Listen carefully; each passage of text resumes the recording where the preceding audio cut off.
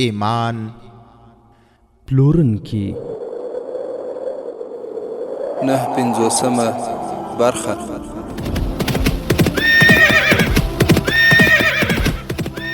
د سلطان صلاح الدین ایوبی رحمه الله د دوران رښتینی کیسې. صلاح الدین پر دغه ځمکه پیدا کړه، ته یو بل صلاح الدین پر دغه ځمکه پیدا کړه. الحمد لله وكفى والصلاة والسلام على رسوله المصطفى. اما بعد، محترم مسلمانان ورونو، زموږ او تاسو کیسه تر دې ځای پورې را رسېدلې وه چې علي بن سفیان رحمه الله کوم ساتونکی زخمی چې راوستلی و قاهرې ته، هغه تر درملنې لاندې و او یوه شپه د ځینو کسانو لخوا څخه وتښتول سو. خو معلومات علي بن سفیان او نورو کسانو ته هم نه و چې هغه زخمی د زخمی خور او هغه جراح کومې خواته وتښتېدل. او علي بن سفیان هم خپلو پلټنو ته دوام ورکړی و او په همدې پلټنه باندې لګیا و. او هلته بیا سلطان صلاح الدین ایوبی رحمه الله شوبک ته رسېدلی و او په شوبک کې و. ورونو، اوس به راسو د علي بن سفیان پلټنې ته چې تر کومه ځایه رسوي. ورونو، د تیرې برخې په پای کې موږ او تاسې واورېدل چې علي بن سفیان ته یوه لاره پاتې وه چې د زخمي په کلي باندې له کومه ځایه چې د هغه خور راوستل سوې وه حمله وکړای شي، خو هغه کلی له دې ځایه ډېر لیرې و. ورونو، څوکیدار بیرته راغی، ویې ویل جراح په کور کې نسته. علي بن سفیان د هغه کور ته ورغی. ملازم یې وویل چې جراح د شپې ناوخته له یوې نجلۍ سره وتلی و، بیا بیرته رانغی. د نجلۍ په باب د جراح نوکر وویل چې تر دې دمخه هم ورسره راغلی وه او دواړه تر ډېره وخته دننه ناست وو.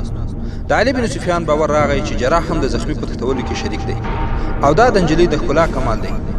علي بن سفیان د خپلې ادارې مامورین راوغوښتل او هغوی ته یې د زخمي د تښتولو په باب باندې وویل. هغوی ټول یوې او بلې خواته خپاره شول. په یوه ځای کې یې د ډېرو اسونو د سمانو نښې ولیدې. د شاوخوا اوسېدونکو 3-4 کسانو وویل چې د شپې یې د ډېرو اسونو د ځغاستې غږونه اورېدلي دي. خو ورونو، د استخباراتو مامورین د اسونو د سمانو په تحقیق پسې له ښاره ووتل، خو مخکې تلل بېکاره وو. د شپې د ځغاستونکو اسونو د سمانو په تحقیق پسې د ورځې تلل بېکاره وو. هغوی ته همدومره پته ولګېده چې تښتونکي دې لوري ته تللي دي. د علي بن سفیان لپاره یوازې دا کار پاتې و چې د مصر سرپرست امیر تقی الدین ته اطلاع ورکړي چې د چرسیانو د ډلې زخمي د هغه ملګرو تښتولی دی. له هغه سره دا فکر هم پیدا سو چې زخمي چې کومې د راز خبرې کړې وې هغه هم بې بنسټه وې او هغه د خپل ځان خلاصولو او د تېښتې د وخت موندلو لپاره دا کار کړی و. هغه زخمي سلطان صلاح الدین ایوبي او بیا علي بن سفیان هم غولولی و. ورونو، اوس به له علي بن سفیان څخه د زخمي په لور ورسو چې هغه یې کومې خواته تښتولی. نیمه ورځ تېره سوې وه چې علي بن سفیان تقي الدین ته د خبر ورکولو لپاره ورغی.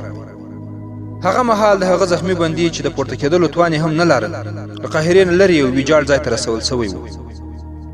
خو هغه ژوندی نه و. د جراح لاس او پښې تړلي وو او هغه په یو آس باندې د بېروحه څیز په څېر باندې پروت و. د هغه پښې د آس پر شا یوې خواته، خو تنه او سر یې بلې خواته ځوړند و. ټوله شپه یې هغه په همدې حالت کې وړی و. د سهار خړه لا رڼا شوې نه وه چې کله اسونه ودرول سول د جراح پر سترګو پټۍ وتړل شوې. هغه د پټۍ تړونکی سړی ونه لیدی سو ځکه چې سر یې ځوړند و. له پټۍ تړلو وروسته یې پښې پرانیستل سوې او هغه یې په آس باندې کېناوه. د جراح لاسونه تړلي وو. شاته یې یو سړی پر آس باندې سپور سو او اسونه تر لږ ارام وروسته بیا روان سول. هغه ته همدومره معلومه سوې وه چې یو څو نور اسونه ورپسې را روان دي او سپاره یې په کرار کرار خبرې اترې کوي. اسونه روان وو او لمر راپورته کېده. بیا جراح احساس کړه چې اسونه په لوړه خیږي. په لږه لږه فاصله کې ښي او کیڼ لوري ته ګرځي راګرځي او بیا مخ په ښکته ځي. هغه اټکل کاوه چې داسې لوړه ژوره ده. خو ډېر وخت وروسته چې کله ټکنده غرمه سوه هغوی ته له وروسته نه اوازونه وشول چې دا ترې څرګندېده چې کوم سپور له آس نه راپرېوتی دی. د هغه آس هم ودرول سو او شاته وګرځول سو. په کوم آس باندې چې جراح ناست و. هغه بیا د پخوا په شان غږونه واورېدل. پورته یې کړئ، سیوري ته یې یوسئ بېهوشه شوی دی. او خدایه، له ده نه خو وینې بهیږي. دا یې د شارجه ترهېدلی غږ واورېده. د جراح سترګې او لاسونه پرانیزئ. او وروسته جراح دا غږ هم واورېده. د جراح سترګې او لاسونه پرانیزئ چې پټۍ پرې بنده کړي، که نه نو زما ورور به مړ سي. دا د چرسیانو د ډلې زخمي و چې له آس نه پرېوتی و. ټوله شپه د آس د سپرلۍ او ځغاستې له امله د ګېډې زخم خلاص سوی و او له زخم نه یې هم وینه روانه وه. هغه دا درد زغمه، خو وینه یې روانه وه. په اخر کې چې هغه ځای ته راورسېدل، وینه ترې نوره هم زیاته وبهېده چې بېهوشه سو او له آس نه راپرېوت. خو ورونو، هغه یې پورته او د یو کمره سیوري ته یې ویوړ. په خوله کې یې ورته اوبه واچول، خو اوبه یې له ستونې څخه تېرې نه سوې. او په دې حالت کې د دې زخمي جامې هم ټولې په وینو باندې لندې وې. د جراح سترګې پرانیستل سوې او ورته وویل سول چې هاخوا دېخوا به نه ګوري. خو ورونو، کله چې جراح فکر وکړ، هغه په خپل نس د خنجر څوکه احساس کړه. له ځانه یې مخکې روان کړ. کوم زخمي چې د کمرو سوري ته وړی و، هغه ته یې واروست. خو هلته شارجه هم ورسره ناسته. هغې جراح ته وویل، د خدای لپاره زما ورور وژغوره. جراح تر هر څه لومړی د زخمي په نبض باندې لاس کېښود. هغه ته امر شوی و چې یو خوا بل خوا به نه ګوري. هغه ناست و او د زخمي نبض یې کود. د هغه په نس کې د خنجر څوکه چوخېده. د ټپي نبض یې چې احساس کړل، ناڅاپه پاڅېده او شاته وګرځېده. د هغه مخې ته 4 کسه ولاړ وو چې مخونه یې په تورو نقابونو کې پټ وو. یوازې سترګې یې ښکارېدې. د یو په لاس کې خنجر و.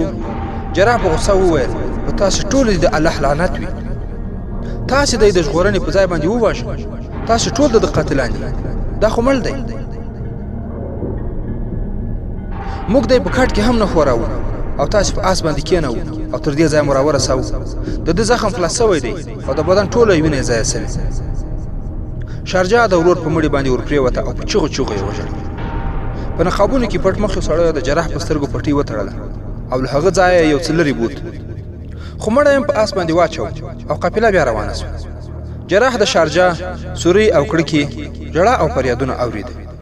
له جراح سره پر آس کوم سپور و.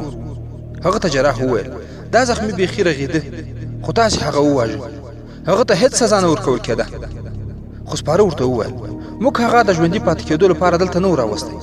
موږ په اصل کې هغه راز راتښتولی دی چې له دې زخمي سره وو. د ده په مړینه زموږ هېڅ غم نشته.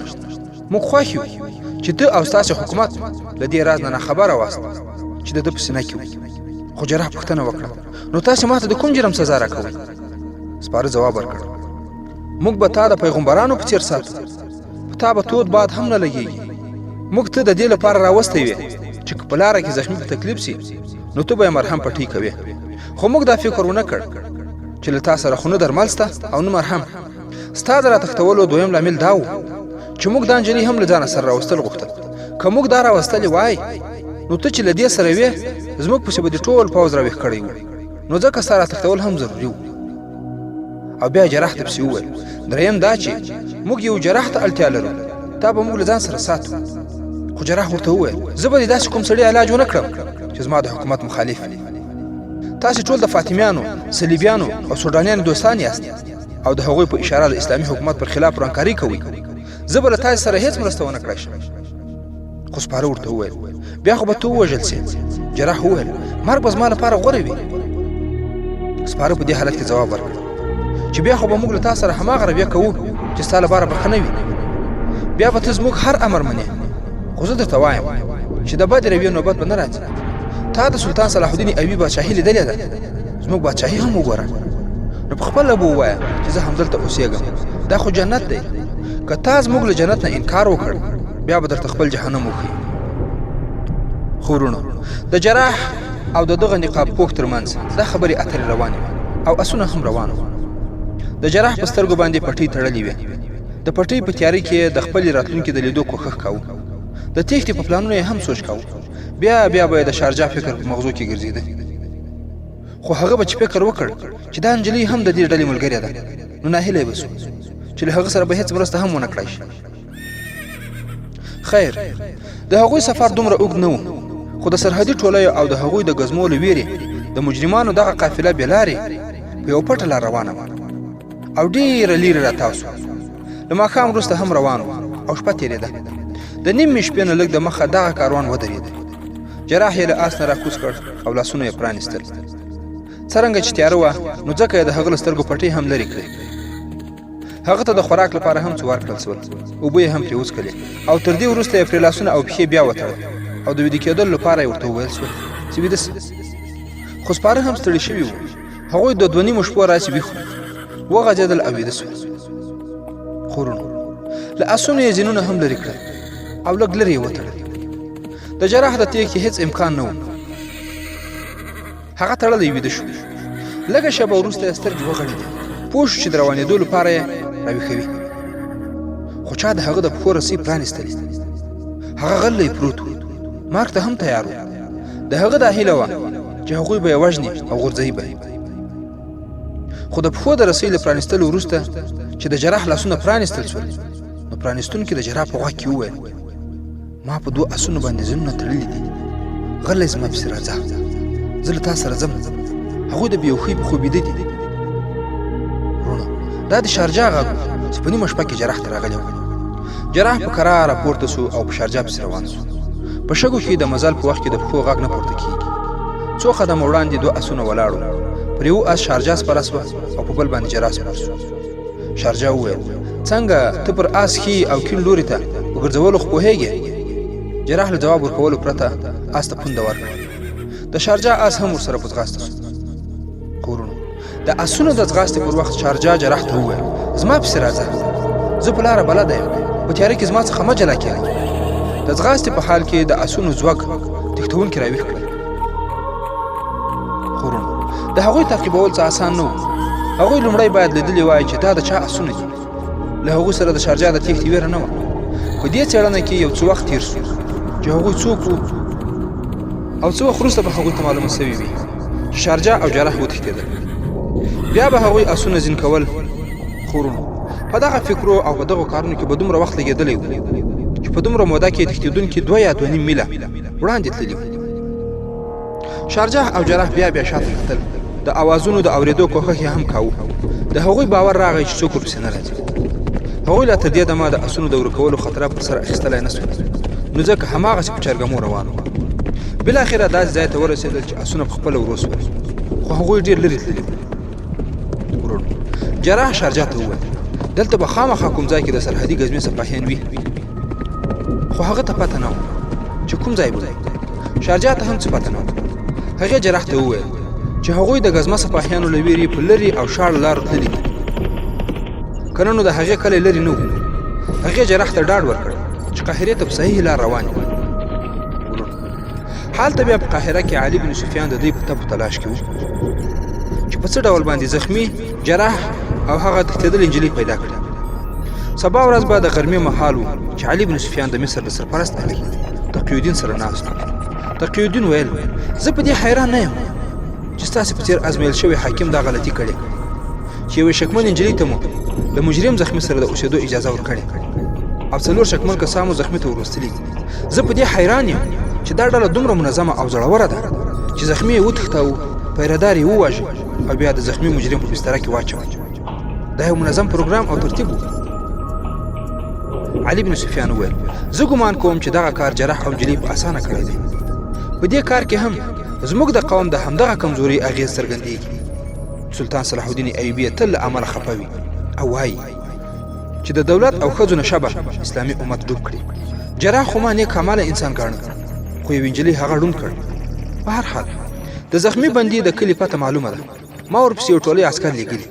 ورونو په دغه حالت کې د سلطان صلاح الدین ایوبي ورور تقي الدین چې په مصر کې اوس ټول قدرت د ده تر لاس لاندې و پوښتنه وکړه په سویل لویدیځو سیمو کې چې زموږ بندي د کومو کندرو یادونه کړې وه د هغې په باب تاسې څه کول غواړئ؟ علي بن سفیان ځواب ورکړ زه ګمان کوم چې هغه دروغ ویلي وي.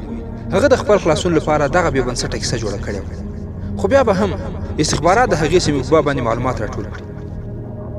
هغوی لا په دغه مسله خبرې کولې چې په دروازه کې ولاړ پیردار راغی او داسې خبرې راوړ چې هغوی دواړه یې حیران کړه. هغوی یو بل ته وکتل، داسې ښکارېدل لکه هغوی چې له خبرو معذور وي. علي بن سفیان پاڅېد او ویې ویل بل څوک به وي؟ بهر لاړ، په هغه پسې تقي الدین هم ورغی، خو هغه بل څوک نه، د هماغوی خپل جراح یې مخې ته ولاړ و. او د زخمی بندي خور هم ورسره و. د هغوی اسونه ډیر ستمېدل. د جراح او شارجا سرونه او مخونه له دوړو او ګردونو ډک وو. شونډې یې وچې او خولې یې وازې پاتې وې. علي بن سفیان ترې لږ په غوسه باندې پوښتنه وکړه، بندي مو چیرې پرېښود؟ جراح ورته په لاس اشاره وکړه چې موږ لږ آرام کولو ته پرېږدي. دواړه یې دننه بوتلل. د هغوی لپاره یې اوبه او خواړه راوړل. جراح ورته په تفصیل سره وویل چې څه ډول وتښتول شول. په سفر کې زخمی بندي مړ شو. هغه ته هیڅ پته نه وه چې زخمی بندي راتښتول شوی دی. سبا د ورځې ورته د سفر په حال کې پته ولګېده چې کله زخمی له آس نه راپرېوت او د زخم د خلاصېدو له امله مړ شو. جراح چې څه ډول شارجا آزاد کړ او له هغه سره راوتښتېده، هغه یې هم ورته په تفصیل سره وویل. شارجا هم خپلې خبرې وکړې. نو علي بن سفیان وپوهېده چې دا یوه بېدیانه نجلۍ ده، کلک او زړوره هم ده او دا دومره چالاکه نه وه څومره چې فکر کېده. هغې وویل چې د خپل ورور په اسره او د هماغه په خاطر ژوندی و. هغه د ورور د ژوند په خاطر مرګ ته هم تیاره وه. جراح چې په څومره اخلاص د هغې د ورور علاج وکړ، له هغه څخه دومره اغېزمنه شوه چې د هغه جراح مریده شوه. او نجلۍ پسې وویل ما ته جراح ملایکه ښکارېده. په لومړۍ ورځ چې له هغې سره کوم 4 سړي راغلي وو، دې نجلۍ ورته وویل چې هغه زموږ هېڅ نه کېدل. هغوی زموږ د تره او ترور زامن نه وو. هغوی د هغې ډلې سړي وو. صلاح الدین ایوبي او د هغه لوړپوړي چارواکي وژل غواړي. کله چې د علي بن سفیان سړي د شارجا کلي ته ورغلي وو، هغه مهال دا 4 سړي په کلي کې ورونو. دا کیسه هم له هغه ځایه راشروع وه. مخکې له دې چې شارجا مصر ته راولي، د علي بن سفیان کسان چې هغه کلي ته ورغلي وو، نو دغه 4 کسان یې هغلته لیدلي وو. نو هغوی ته معلومه سوه چې د شارجا ورور زخمي سوی دی او نیول سوی. هغوی ورسره په دې نیت را روان سول چې زخمي به راتښتوي. له هغوی سره دا ویره وه چې له زخمي سره کوم راز دی هغه رسوا نه سي.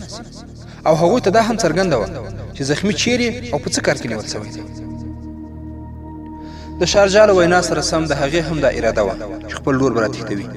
هغې چې له ورور سره د پاتې کېدلو کومه هیله کړې وه، له هغې نه یې 2 موخې وې. یوه یې دا چې د خپل لور خدمت او پالنه به کوي، او بله دا چې که وخت په لاس ورغی نو خپل لور به تښتوي. هغه 4 سړي چې زخمي یې وکوت او زخمي له کوټې څخه ولاړل، هغوی له قاهرې څخه ستانه نه شول، بلکې په قاهره کې پاتې وو. هغوی د شارجا د اشارې په انتظار وو. خو جراح نجلۍ ته داسې خبرې وکړې چې هغې هېڅکله اورېدلې نه وې. هغه به هر وخت له جراح سره ناسته او د هغه خبرې به یې اورېدې. یوه ورځ هغه د جراح کور ته روانه وه. نو هغې ته له هغو 4 نه یو سړی په مخه ورغلی و. هغه شارجا ته ویلي و چې د زخمي په تښتولو کې باید نور وخت تېر نه سي. شارجا هغه ته وویل چې هغې خپله اراده بدله کړې ده، د هغې ورور به همدلته اوسي. خو هغه سړي شارجا ته وویل چې داسې ښکاري لکه دماغ دې چې خراب سوي. شارجا دا هیله نه لرله چې هغوی به دومره زړورتوب وکړي او د هغې ورور به وتښتوي. هغې ورته خپله پرېکړه واوروله چې هغه به ورسره هېڅ کومک نه کوي. هغه سړي ورته وویل موږ ستا هر حرکت وینو. موږ دا ګڼله چې تا غوندې جراح په خپل جال کې ګیر کړی دی، خو داسې ښکاري چې ته پخپله د هغه په جال کې ګیر سوي یې. خو شارجا هغه ورټل، څرنګه چې د هغې دا هیله نه وه چې هغه وګړي به د دومره زړورتوب څرګندونه کوي. نو له همدې امله شارجا جراح ته کومه یادونه ونه کړه چې دغسې کس راغلی و او ما ته یې دغسې ویل او زما د زخمي ورور خطره ده. په هماغه شپه جراح او شارجا د هغو 4 واړو په ولکه کې راغله. هغوی چې کله پر اسونو د سپرولو لپاره پورته کول، نو هغې ولیدل چې پر یوه آس د هغې ورور هم په زخمي حالت کې ناست و. هغه مهال هغه یو څه خوشحاله شو چې ورور یې آزاد کړی شوی دی. نو هغه تېښتې ته تیاره شول، خو جراح یې له هغو سره بندي لیدل نه غوښتل. نو هغوی ته یې ځکه وویل چې جراح پرېږدي، خو خبره یې ونه منل شوه. د هغه لاسونه او پښې وتړل شول، پر آس یې بار کړ. په لاره کې شارجا ته وویل شول چې د هغې ورور څه ډول راوتښتول. ورونو، هغوی شارجا ته داسې ویلي وو چې هلته یوازې 2 کسه ورغلي وو. یو یې له پیرهدار نه د کومې پوښتنې په باب خبرو مصروف کړ، بل یې د شال لور نه دا پیرهدار له غاړې ونیو او دواړه پورته کړ او دننه یې بیوه. زخمي چې هغوی ولیدل پورته شو، کېناست. د هغه په بستره یې پیرهدار څملاوه او د هغه په زړه یې د خنجر 2 ژور ګزارونه وکړل او هغه یې وواژه. بیا یې پرې کمپاله وغوړوله. دواړو زخمي بندي راپورته کړ او راووتل. هغوی ته دا هم معلومه وه چې شارجا د جراح په کور کې ده. هغوی ویرېدل چې شارجا به ورسره دا کار ونه مني او تښتونه به ناکامه شي. خو د هغې راتښتول هم له هغه ځای څخه ضروري وو، ځکه چې له هغې سره هم یو راز و. 2 سړي شارجا ته په کمین کې ناست وو. څنګه چې جراح او شارجه هغه تنګي او تیاره کوڅې ته راورسېدل هغه دواړه هم ونیول شول او د اغوا کار بریالی سرته ورسېد خورونو کله چې جراح او شارجه دغه ټول کیسې علي بن سفیان او تقی الدین ته وکړلې نو د علي بن سفیان په څیر د استخباراتو فني ماهر کومه ازموینه کول نه غوښتل هغه په سملاسي توګه د جراح او شارجه په خبرو باور ونه کړ دا هم د توطیې یوه کړۍ کېدای شوه هغه دواړه سره جلا کړل او له هغوی نه یې په خپل انداز پوښتنې وکړې خو جراح هوښیار سړی هغه علي بن سفیان قایل کړ چې هغه کومې خبرې کړې دي ټکي په ټکي صحیح دي هغه وویل چې یو خو احساساتي اړخ دی د دغې نجلۍ صورت د هغه د مړې خور په څیر و ځکه یې هغه خوښېده او هغه یې خپل کور ته بوتلله او د زخمي په کور کې به هم تر ډېره وخته ورسره ناست و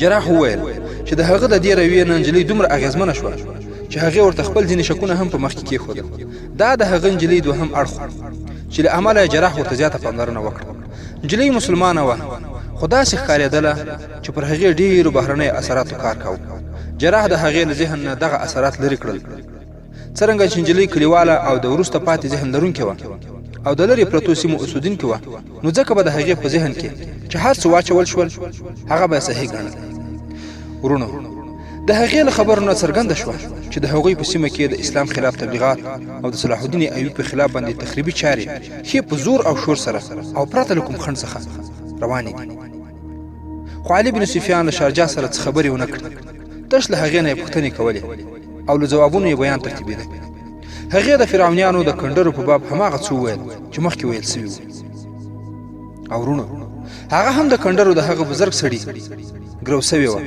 د چا په باب چې ویل کېدل چې ګناهګارانو ته نه ښکاري او د هغه یوازې اواز اورېدل کېږي